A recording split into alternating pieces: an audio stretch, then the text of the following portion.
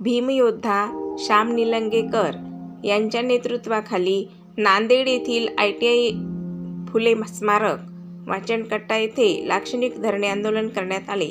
यावेळी भदंत पय्या बोधीभंतेजी, माधवदादा जमदाडे, रमेश सोनाळे, भारत कणिंदे, भीमराव धनंजयकर, यशवंत थोरात व इतर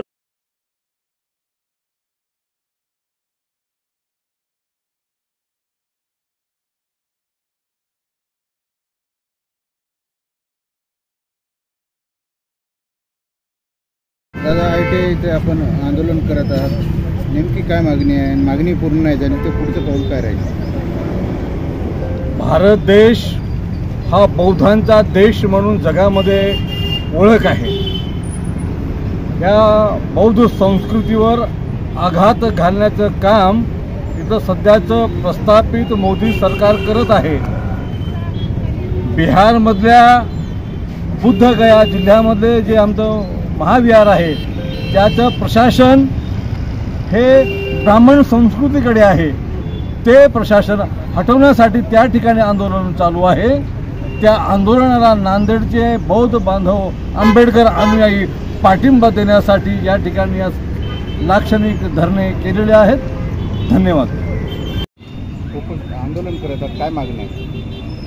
महाराष्ट्रामध्ये आणि देशभरामध्ये महाबोधी महाविहार हे बौद्ध भिक्खूंच्या बौद्ध समाजाच्या ताब्यात देण्यात यावं, याच्यासाठी महाविहार बुद्धगया येथे सुद्धा बौद्ध भिक्खूंकडून, बौद्ध उपासक उपासिकांकडून त्या ठिकाणावर आंदोलन सुरू आहे आणि त्याचे पडसाद संपूर्ण महाराष्ट्र आणि देशभरामध्ये उमटत आहेत।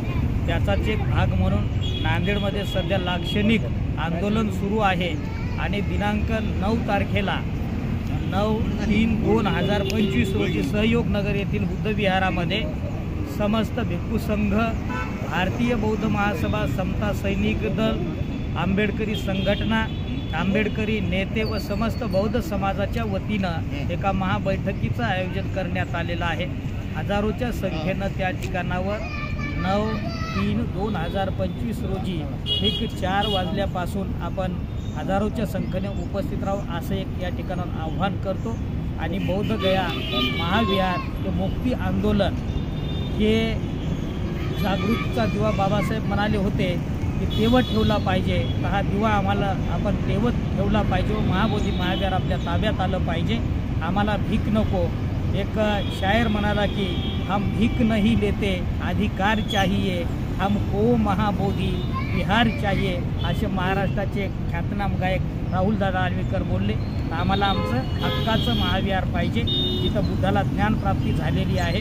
ते जगातल्या बौद्धांचं श्रद्धास्थान आहे, बौद्ध भिक्खूंचं, भिक्खुनींचं, उपासक उपासिकांचं श्रद्धास्थान आहे। ते श्रद्धास्थान आम्हाला आमच्या ताब्यात देण्यात यावं, याच्यासाठी हे लाक्षणिक आंदोलन असेल किंवा दिनांक 9 तारखेमध्ये सांघिक विचार घेऊन महामोर्चाचं आयोजन करण्यात येणार आहे।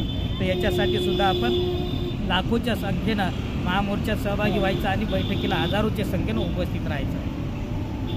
ते आंदोलन चालू आहे, काय मागणी आहे?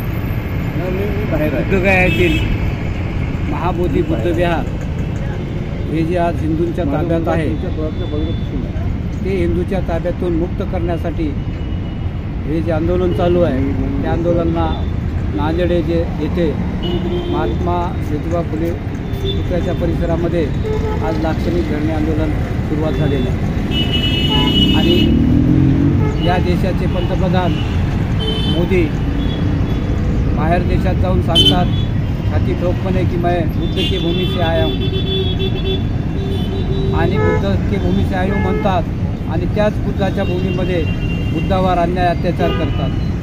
आज देशामधल्या कुठल्याही हिंदूच्या मंदिरात घ्या, मस्जिदमध्ये घ्या, गुरुद्वाऱ्यात घ्या, त्या जातीचे व्यवस्थापन समिती असते, पुजारी असतात, पण एकमेव देशातलं हे बुद्ध विहार आहे की जिथं यांनी हिंदू लोकांच्या ताब्यात देऊन हे बुद्ध धम्माला कसं आपल्या डोक्यात ठेवता येईल आणि हा बौद्ध धम्म नाही तर हिंदूचाच भाग आहे हे दाखवण्यासाठी त्यांनी हे जे काही डाव रचलेला आहे त्या डावातून मुक्त करण्यासाठी या महाबोधी विहाराला आता पूर्ण नांदेड महाराष्ट्र म्हणता म्हणता सगळा देश पेटून उठलेला आहे. बाहेर देशातील बी बौद्ध राष्ट्र त्याच्यासाठी पोचून उठलेले आहेत. म्हणून आम्ही त्या निमित्तानं त्यांना सर्वांना ताकद देण्यासाठी आणि हे महाबोधी बुद्धविहार मुक्त करण्यासाठी आज इथे लाक्षणिक उपोषणाला बसलेलो आहोत.